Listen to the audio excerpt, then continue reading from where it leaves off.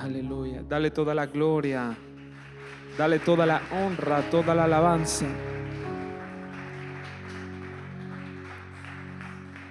Gracias, Señor. Te damos la gloria en esta mañana, Señor. Te damos la honra, te damos la alabanza, te damos gracias, Señor. Gracias por darnos un día más de vida, Señor, para poder glorificarte y exaltarte. Gracias, Señor, por darnos la oportunidad de poder estar aquí, Señor, porque tú tienes cosas grandes, bendito Dios. En el nombre de Jesús. Gracias, Señor. Amén. Bueno, bienvenidos, hermanos, una vez más a la iglesia. Amén. Sean muy bienvenidos. Y creo que, hermanos, habéis tomado la mejor decisión. A lo mejor alguno ha venido porque lo han empujado, pero ¿saben qué? Han tomado la buena decisión. Amén. Bendito Dios. Jesús dijo: yo soy la vid y vosotros el pámpano. Amén. Es decir, una vid y las uvas somos nosotros. Y cuando nosotros estamos injertados allí en la vid, recibimos vida, esa savia que Cristo nos da, esa vida que nos da. Amén. Por eso, si hoy has venido con alguna dificultad, si has venido con luchas, con tormentas, con dificultades, yo te digo, agárrate más fuerte de la vid. Amén. Escucha su palabra. Aliméntate de su palabra. Y de cierto que el Señor hará grandes cosas en tu vida. Bendito Dios. Pero agárrate. Amén. Agárrate de Jesús, de su palabra. Aleluya. Y de seguro que hoy no te vas a ir igual que como has venido. Porque el Señor transforma, el Señor bendice, el Señor da. Por eso recibe con fe.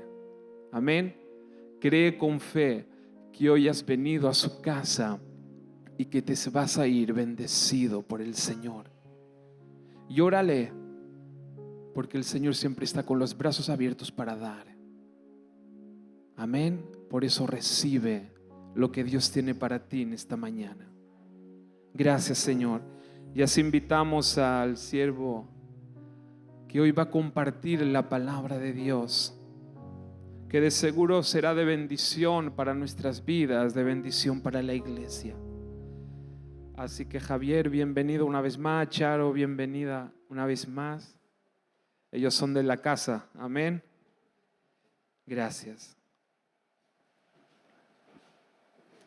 Es un privilegio estar aquí, Sebastián. Amén. Hay una palabra en la Biblia que dice que Dios se mueve en medio de las alabanzas de su pueblo. Amén. Pero si la leemos así simplemente no nos damos cuenta de la profundidad que tiene esto. En el hebreo dice que Dios gobierna cuando está su pueblo alabando. Y es la imagen es la de un rey que con aquel cetro, ¿sabéis lo que era el cetro, verdad? Hacía así y se iba para allá, o hacía asá, o daba la vida, o daba la muerte, ¿verdad? Esto es lo que hace nuestro Dios cuando le alabamos. Amén. Yo he sentido esta mañana, hermanos, como Dios se movía en medio de las alabanzas de este pueblo que le alaba. Amén. Amén. Gloria a Dios. Estoy muy emocionado porque estas alabanzas han llegado profundamente a mi corazón y he notado cómo Dios estaba haciendo una obra.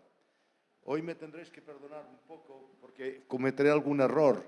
Me he olvidado las gafas en casa y mi esposa me ha dejado las suyas que no acaban de cuadrar demasiado, pero haré lo que pueda, ¿verdad? Entonces, por favor, tened paciencia conmigo.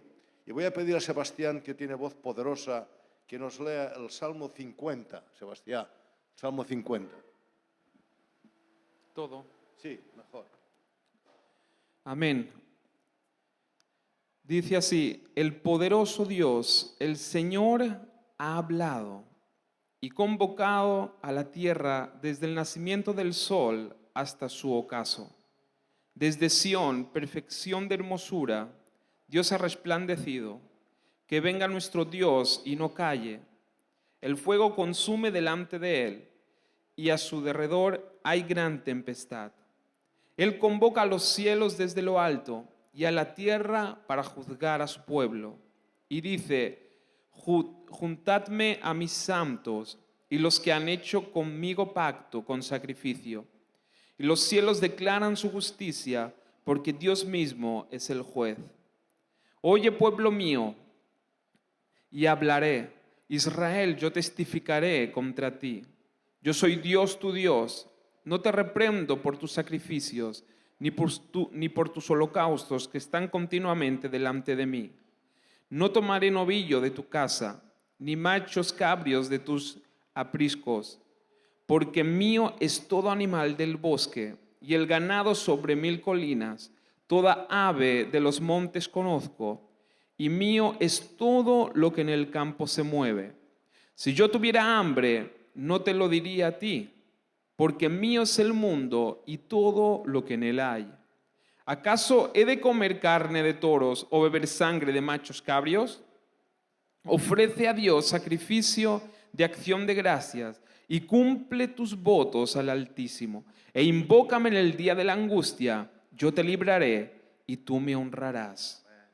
Pero al impío Dios le dice: ¿qué derecho tienes tú de hablar de mis estatutos y de tomar mi pacto en tus labios?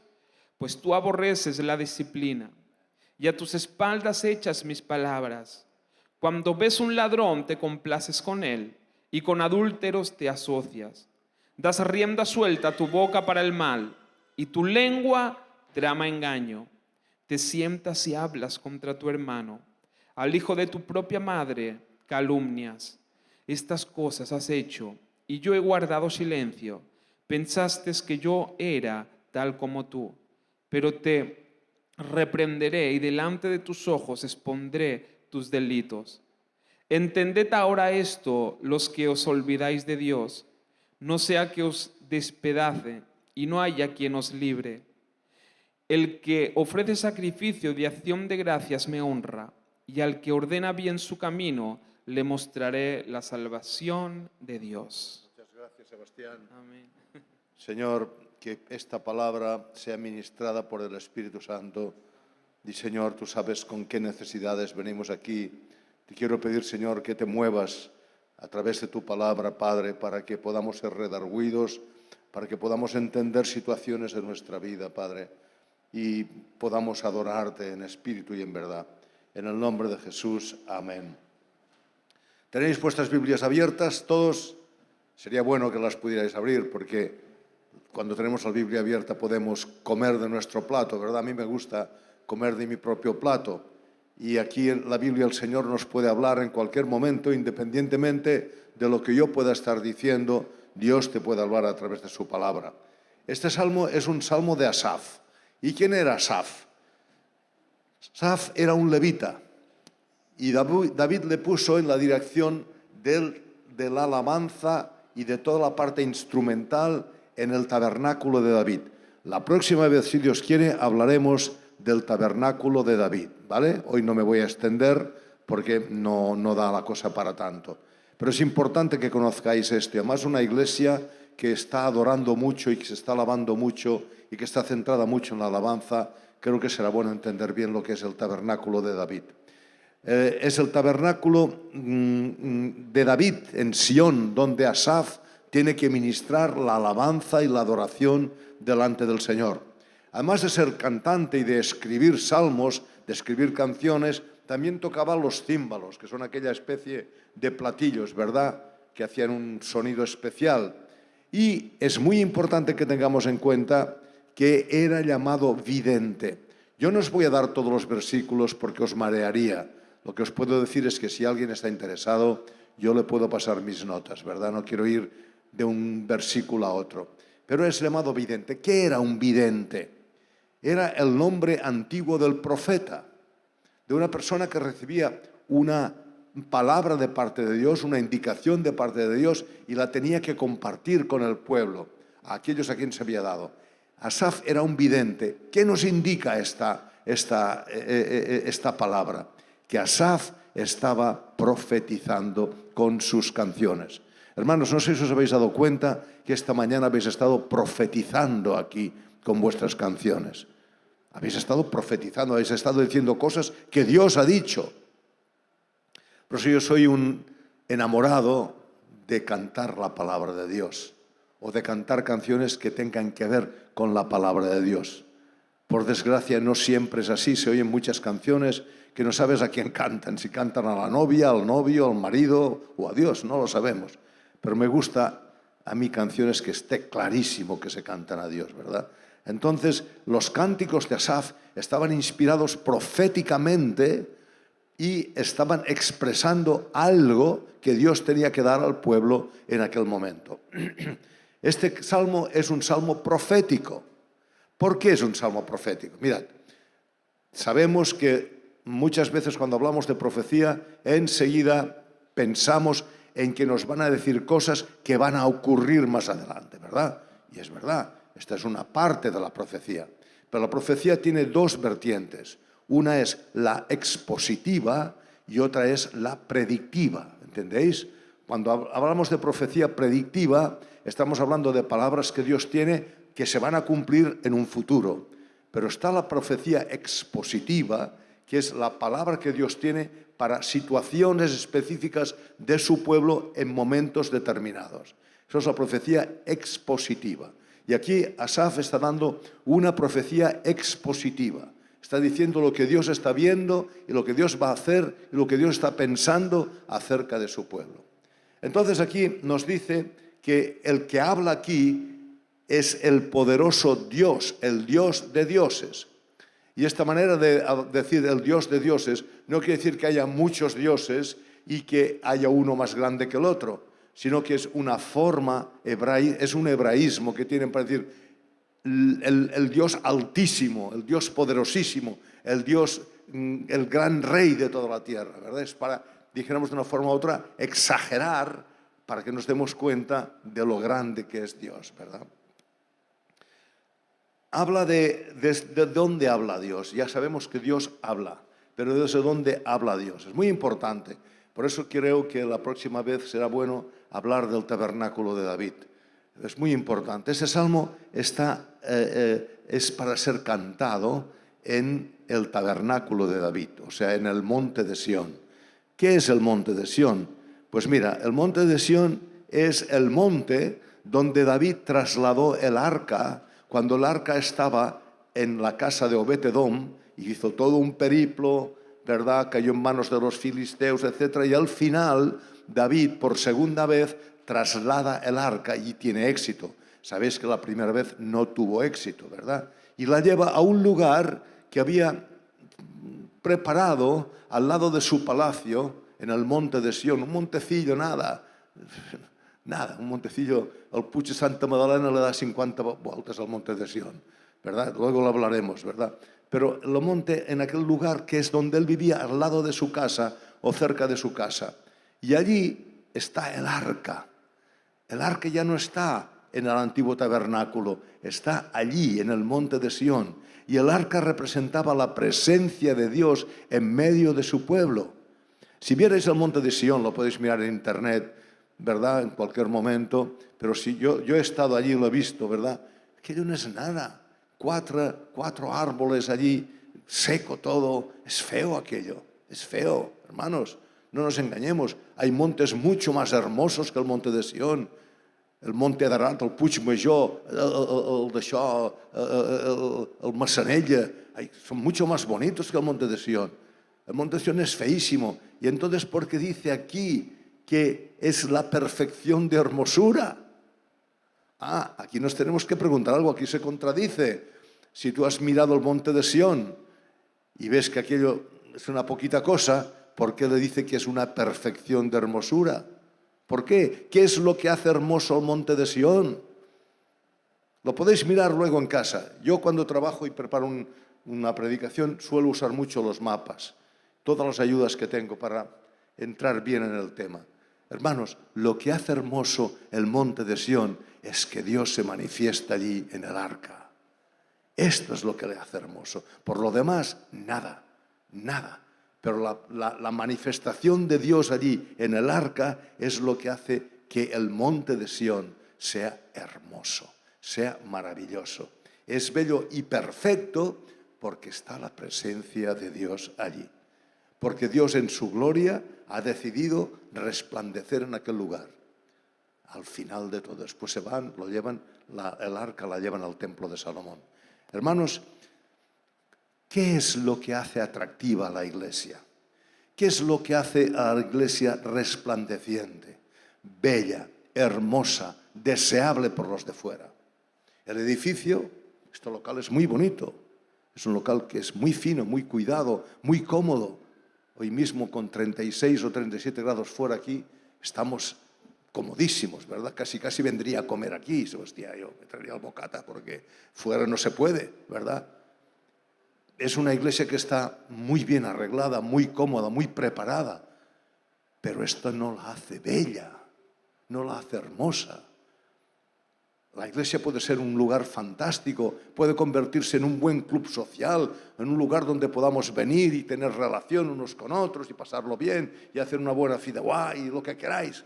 Todo esto puede ser un buen club social, pero lo que hace bella y hermosa la iglesia es que Cristo se manifieste en ella, hermanos. Cuando la gente ve que aquí se manifiesta el Señor. ¿Verdad? Es muy bonita esta iglesia, pero comparada con otras iglesias que hay por ahí, mega iglesias impresionantes, pues es poca cosa, la verdad. Pero lo que hace bella esta iglesia, sea lo más pequeña, lo más humilde, es que la gloria de Jesús se manifieste a través de ella. Que la gente de la calle pueda ver que aquí se manifiesta la gloria del Señor. Esto es lo que la hace bella, ¿verdad? Entonces, podemos poner nuestros ojos en la iglesia, en el culto, que no falte nada, que todo esté tan bien arregladito, tan bonito, tan limpio. Todo esto es bueno, pero no la hace hermosa a los ojos de Dios. ¿Entendéis, hermanos? Es muy importante que entendamos esto. Entonces, aquí dice en el versículo 3 que vendrá nuestro Dios y no callará. El fuego consume delante de él y a su alrededor hay gran tempestad. Está dando una imagen poderosa, tremenda, terrible, ¿verdad? Está recordando un poco cuando se dieron los 10 mandamientos en el monte Sinaí, que hubo una manifestación de Dios increíble allí dentro, ¿verdad? Cuando dieron los mandamientos con truenos, relámpagos. Pero acuérdate de una cosa, ve ligando una cosa con otra, porque la unidad de la revelación no se desdice una de otra. Cuando Jesús murió, hubo un terremoto tremendo, hubo oscuridad, la gente estaba temerosa, se rompió la cortina del templo que tenía 10 centímetros de grueso, era tremendo. Igual cuando Dios dio la ley y hubo aquella manifestación poderosa, hubo una manifestación poderosa cuando moría aquel por aquellos que no habían podido cumplir la ley, hermanos. Es la manifestación de Dios en el Nuevo Testamento. Y aquí dice, Dios vendrá de una manera poderosa, de una manera tremenda, ¿verdad? Pero para que va a venir, convoca a los cielos y a la tierra. Es una convocatoria cósmica. ¿Para qué la convoca? Para juzgar a su pueblo. O sea, que convoca a toda la tierra para juzgar a su pueblo. No a la gente de la calle, no a la gente que no era su pueblo, no a los goyim, no a los paganos, a su pueblo. Y para esto convoca a los cielos y a la tierra. Y aquí es muy interesante, hermanos, dice, juntadme a mis santos, los que han hecho pacto conmigo, con sacrificio, y los cielos declaran su justicia, porque el mismo Dios es el juez. Ojo al dato. El que va a juzgar es Dios. El que se convierte en juez es Dios. Por tanto, tenemos una garantía de que va a haber un juicio justo. Muchos juicios no son justos. Muchos juicios tienen muchas fallas. En 1946, en Nuremberg, hubo un juicio contra aquellos criminales nazis que potenciaron y desarrollaron las grandes matanzas y el holocausto, ¿verdad?, de 6 millones de judíos, a más de otros muchos que no eran judíos. Les hicieron un juicio en Nuremberg, duró un año. Allí se reunió una gran cantidad de personajes de las leyes, eran jueces, había abogados, había de todo allí. La prensa de todo el mundo estaba allí, porque se iba a celebrar un juicio como nunca se había celebrado. Se había convocado a toda la tierra para poder asistir y poder oír, porque en aquel momento la televisión todavía no funcionaba, pero mucha gente oyó. Se hizo todo lo posible para que fuera un juicio justo. Pero ¿sabéis una cosa? A pesar de todo esto, hubo muchos fallos y hubo muchas injusticias. Hicieron lo que podían, pero no fue perfecto. Pero este juicio que va a haber para los hijos o a los hijos de Dios va a ser perfecto, porque el juez será Dios. Será Dios. Y esto es impresionante, ¿verdad? Dice, voy a hablar a mi pueblo, a los que hicieron pacto conmigo. La reprensión es a mi pueblo. Versículo 7. Y para que pueda haber una reprensión, lo primero que se tiene que hacer es escuchar. Oye, Israel, Shema Israel, escucha Israel, escucha iglesia, porque Dios va a hablar, porque Dios está hablando en este salmo para ti, iglesia, porque aunque no somos la gente del Antiguo Testamento, las características espirituales que tenemos aquí y de pacto son más o menos las mismas. Oye Israel, Shema Israel, oye, porque Dios, Yahvé, el que es, el que es santo, el que es bueno, el que es justo, el que es misericordioso, el que es perdonador, como cantábamos aquí, el que es lo que tú necesitas que sea para ti. Este es el que va a hablar, iglesia. Lo está diciendo a su pueblo, pero lo podemos aplicar perfectamente a nosotros hoy. Dice, oye pueblo mío, y hablaré. ¿Estás dispuesto? Hoy va a hablar Dios. ¿Estás dispuesto a oírle? Lo tienes que decidir tú. Yo testificaré contra ellos. Ahora Dios, ¿qué pasa? Que era juez, se convierte en fiscal. Un fiscal justo, un fiscal que va a decir las cosas como son. Pero tenemos al Dios juez que va a decidir y al fiscal que va a presentar la denuncia. Yo soy tu Dios. Yo soy Dios, tu Dios. Yo soy tu Dios, tu Dios. Yo hice un pacto contigo en el Sinaí. Yo te entregué la ley. Y te dije, si cumples todo esto, yo voy a ser tu Dios. ¿Y tú qué hiciste allí en el Sinaí? Dijiste, lo vamos a hacer. Qué atrevido, ¿verdad? Lo vamos a hacer. Pero al mismo tiempo que decías, lo vamos a hacer, estabais ofreciendo holocaustos y sacrificios porque sabíais muy bien que no se cumpliría todo esto. Sabíais muy bien que necesitaríais de una forma u otra que alguien pagara por vosotros. Ya que hablamos de los sacrificios, que dice aquí, no te reprendo por tus sacrificios, permitidme presentar muy brevemente, porque no tenemos tiempo y no quiero entrar en otra proposición, muy brevemente lo que son los sacrificios. Voy a tomar 3 formas de entenderlos. Lo que es el sacrificio desde nuestro punto natural, la manera natural, ¿verdad? Todos hacemos sacrificios. El estudiante que quiere aprender se sacrifica. Deja muchas cosas, ¿verdad?, para poder estudiar. El padre que quiere dar alimento a sus hijos o los padres se sacrifican. Dejan muchas cosas o hacen muchas otras que no harían si no fueran padres. El que es propietario de una empresa se sacrifica. Todos nos sacrificamos con el objetivo de poder conseguir algo. Este es un sacrificio natural que todos hacemos, como padres, como trabajadores, como hijos, como cualquier persona hay sacrificio. Y aquella persona que no se sacrifica, hermanos, será lo que le llaman hoy en el futuro un nini. ¿Sabéis lo que es un nini? Ni trabaja, ni estudia, no hace nada. No hay sacrificio, no hay esfuerzo. No, él va viviendo y ya veremos qué pasará mañana, ¿verdad? pero siempre implica sacrificio la vida, hermanos. Y todos lo sabéis muy bien esto. Es la forma natural de entender lo que es el sacrificio.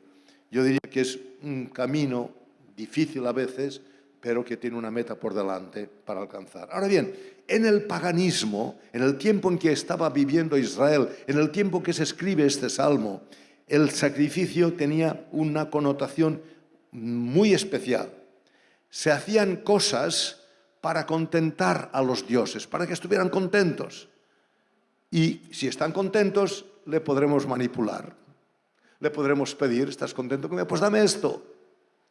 Si estás enfadado, no me lo vas a dar, pero yo hago sacrificios para que tú me lo des. Te ofrezco muchas cosas, te ofrezco cosas en el altar. Incluso te ofrezco mis hijos, que era una forma de sacrificar que había en aquel tiempo. Ofrecían sus hijos a Moloch. Les daban los hijos a Moloch. Toma, bendíceme. Cuando a veces iban a edificar una casa, ponían un bebé debajo de los cimientos para que el Dios bendijera aquella casa. O sea que el punto de vista pagano era hacer sacrificios al Dios para que esté contento, no se enfade y le podamos manipular. Este era el punto de vista pagano, ¿verdad? El sacrificio de niños era el máximo exponente de la piedad pagana. Ahora bien, en la Biblia los sacrificios son muy diferentes. Muy diferentes. El sacrificio de la Biblia es algo que el ser humano ofrece a Dios porque sabe que ha ofendido a Dios y tiene que morir. Y aquel animal que hay allí, el ser humano, el creyente, dice, esto soy yo el que tenía que morir, soy yo el que tenía que estar aquí. Pero Señor, entiendo que he pecado, que merezco morir, pero tú aceptas esta víctima en mi lugar. Este es el sacrificio en la Biblia. El problema no eran los sacrificios. No eran los sacrificios. Pero permíteme que os dé un apunte más, una pincelada más. En Génesis 15 nos habla de cómo Abraham en una noche tremenda, una noche pavorosa, ¿verdad? Entonces hace un pacto con Dios. Estaba allí y Dios dice, mira, parte un becerro por la mitad, ¿verdad? Esta era la forma de hacer un pacto. Pártelo por la mitad y yo voy a pasar contigo por en medio y hacemos un pacto. Si os fijáis bien en Génesis 15, hay un horno de fuego y hay una antorcha que sale del horno. Es un pacto unilateral. Yo voy a hacer un pacto contigo, Abraham. Y cuando pasemos por en medio, quiere decir que el que no cumpla el pacto, que muera. Vamos a pasar. Aquí está el animal, con sus entrañas, su corazón, sus intestinos, su hígado, sus pulmones. Todo está a la vista. Es lo que los griegos lo llaman la aletheia. No hay nada que quede oculto. Todo está allí. Estamos hablando en verdad, no nos podemos pasar de la verdad. Esto es lo que hay. Y voy a hacer un pacto. El que no cumpla esto, decían aquella gente, el que no cumpla el pacto, que muera. Y aquí había una visión profética de lo que iba a hacer Jesús. Iba a cumplir un pacto. Iba a cumplir un pacto y morir por aquellos que no habían cumplido el pacto. Interesante. Por eso os digo, hermanos, la Biblia es una unidad, no se diferencia, solamente tenemos que escudriñarla para entender todas estas cosas. Entonces, aquel sacrificio, aquel pacto, por eso se llama en hebreo de sacrificio, quiere decir cortar el pacto.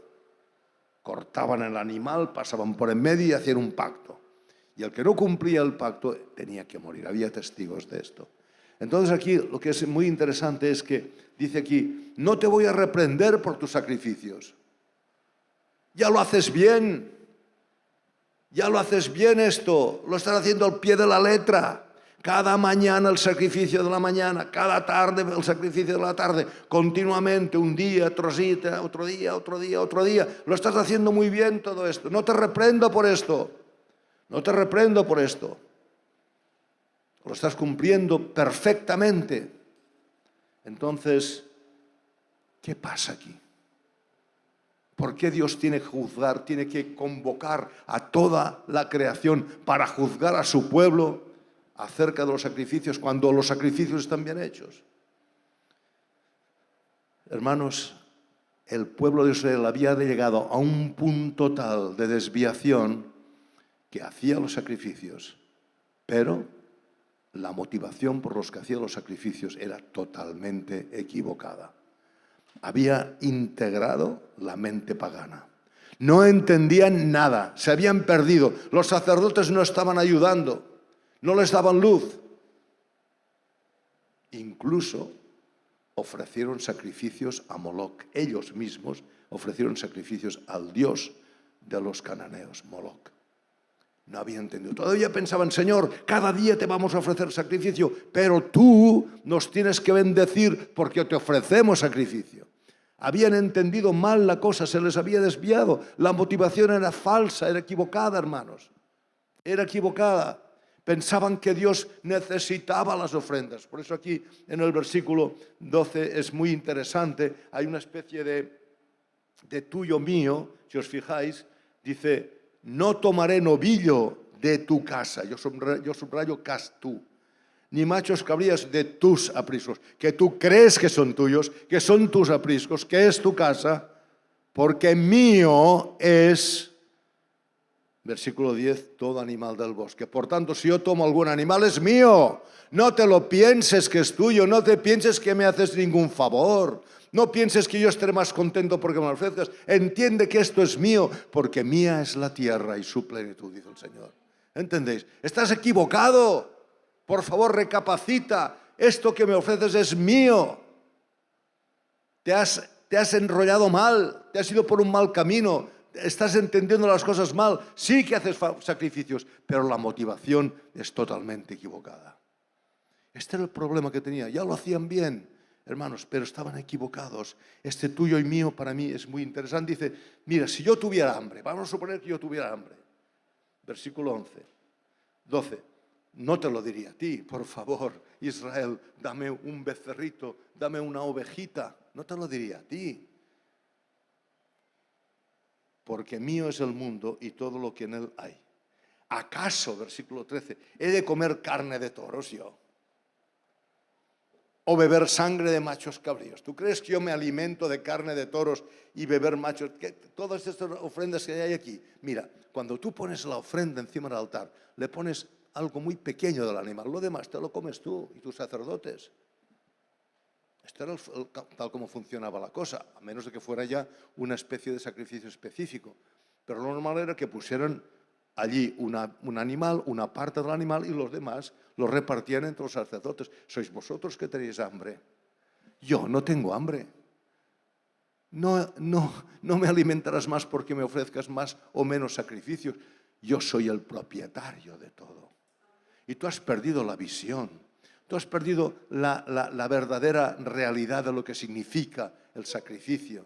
El sacrificio es cuando tú en fe crees que tú tenías que morir y en fe crees que aquel animal que hay allí representa que tú eres el que tiene que morir por tu pecado.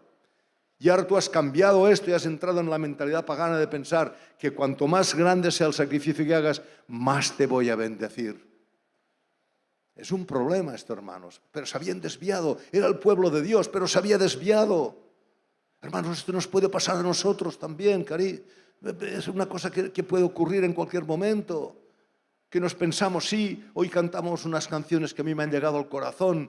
Y cuando decimos, soy un hijo de Dios, sí, aquí también eran hijos de Dios. Soy un hijo del pacto, sí. Yo he hecho un pacto con Jesús diciendo, este sacrificio que estás haciendo tú es para mí, porque yo soy el que he pecado, el que lo he hecho mal, el que me he equivocado, el que te he ofendido. Pero yo reconozco que Cristo paga por mí. Es el único que puede pagar por mí. Y acepto este pacto nuevo que hace Jesús para mí. Y esto lo podemos haber hecho en un día determinado, pero sin darnos cuenta, hermanos, por las oscilaciones, ¿verdad?, del mundo en que vivimos, por la fuerza que nos impele, por lo que nos rodea, por las tentaciones que tenemos, sin darnos cuenta, nos podemos desviar, hermanos. Por eso es tan importante, como os decía hoy, ir a la palabra, hermanos, la palabra. La palabra, la palabra. Si hemos nacido por la fe que ha generado la palabra, tenemos que vivir por la fe que va a generar la palabra. Por eso vivimos en fe y para fe.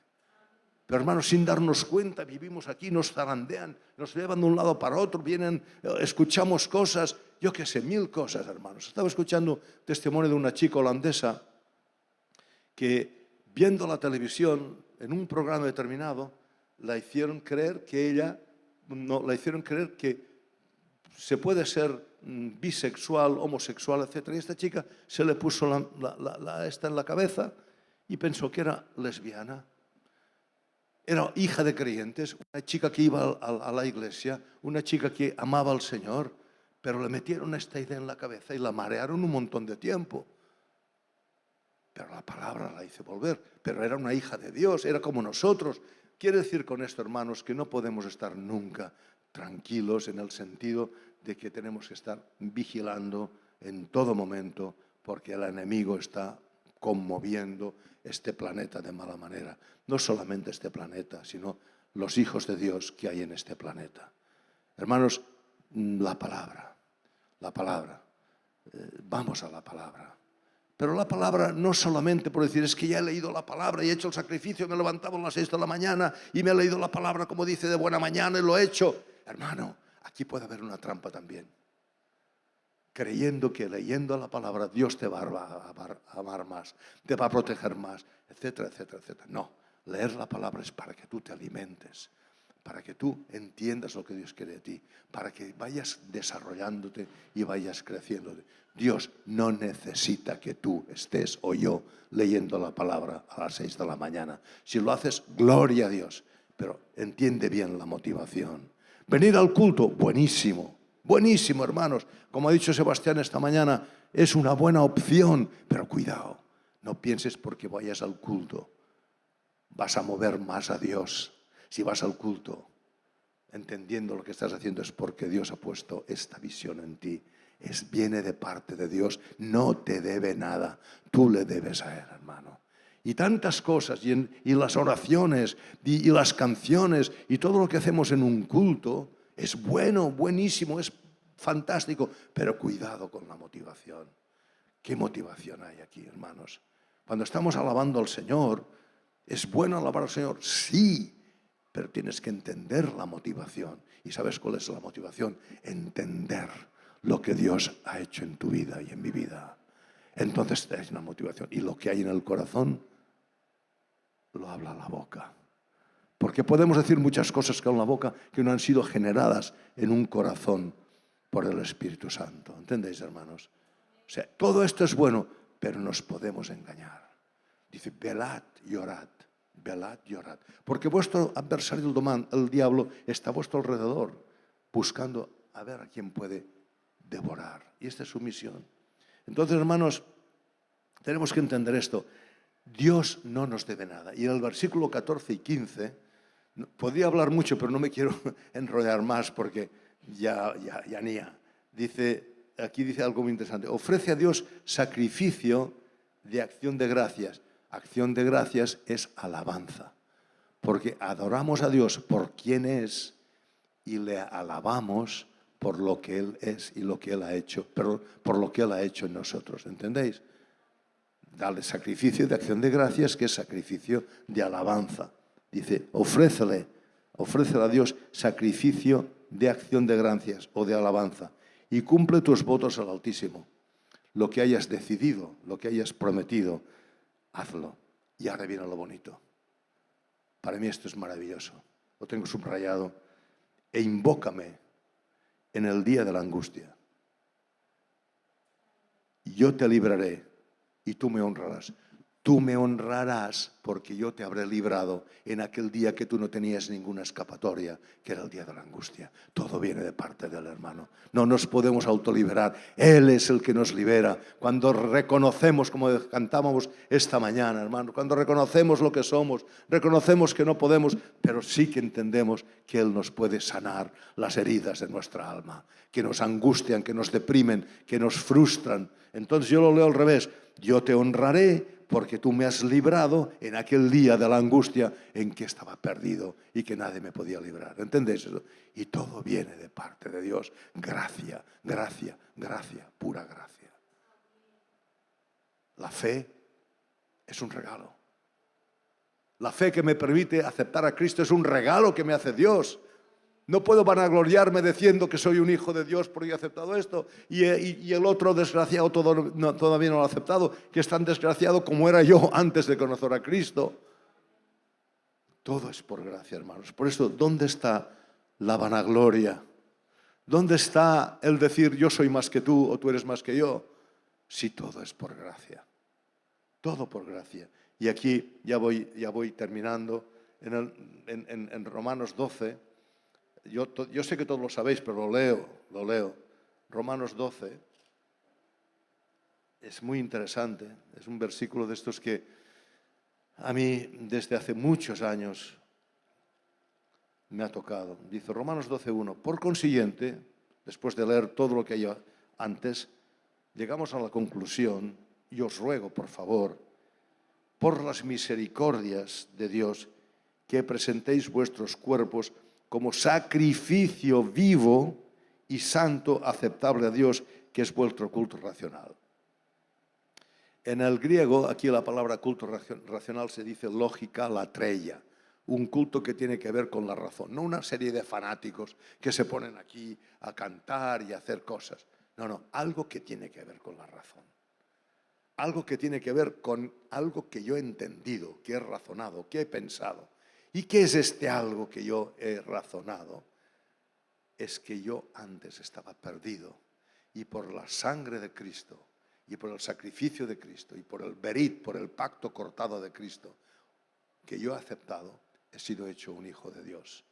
Por eso cuando cantábamos, ya no soy más esclavo del temor, ahora soy un hijo. Este razonamiento, este entendimiento de la cosa, que no es fanatismo, que no es estar comido de coco, como se dice por ahí, sino que es algo que yo entiendo, que yo comprendo, que el vecino no lo entenderá, pero es mi cosa, es mi realidad, y la puedo razonar, y la puedo explicar, y la puedo defender, aunque el otro no lo entiende y no lo acepte, pero es mío. Esto que yo entiendo se convierte en un culto racional, y que me lleva a entregar mi cuerpo en un sacrificio vivo. Los sacrificios que se presentaban en el templo estaban muertos, les habían matado y los ponían encima del altar. Ahora dice que yo, como tengo esta comprensión, me voy directamente, vivo, y la palabra aquí es muy interesante porque es zoe, vivo, que es la misma palabra que tiene cuando habla del Cristo vivo. La vida de Cristo, que es viva, vida, zoe, ahora la tengo yo.